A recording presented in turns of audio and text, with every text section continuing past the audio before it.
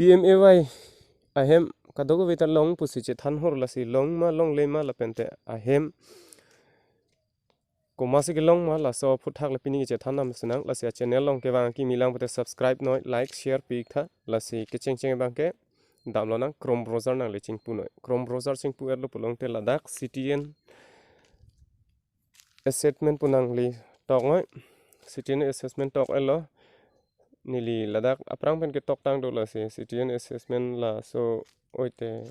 click pen senali tom panang paklang po non click nang ctn assessment tok elo tok men la ke cheng track your assessment status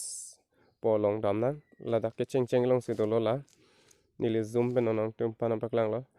la heno la bang so apot click dam pen lang dam lo nang ile tum nang li hem long ma long le ma la bang te koma se hem ke long ma te ladak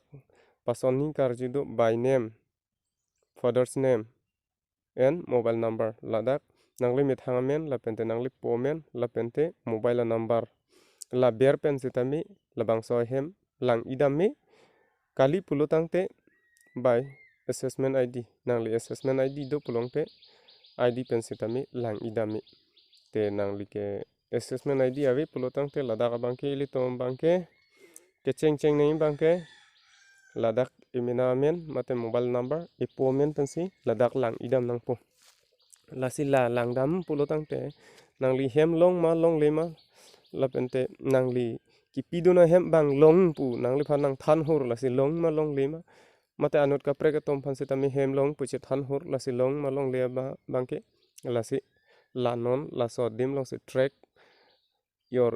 assessment status po long dak si klang po lasi ke cheng long bangke state name bangke litum assam long si do lasi assam click nan assam long click pen a phi lada city name bangke non ma ke litum bangke dak dok mokal lo lasi district bangke Karbi Anglong district ko nani hodo la hen district ke Karbi Anglong district lo la pente non do thulang ke dak bangke city name city da boithalang so bokajan bokulia dipu dokmoka hauraghat langhin lasi non dokmoka se nili berdam pensi langdam po la pente dak name pen father's name amen bang dok nang po ladak ni non anut ka prega bang fo men pensi dok dam pensi nang tom phanang paklang po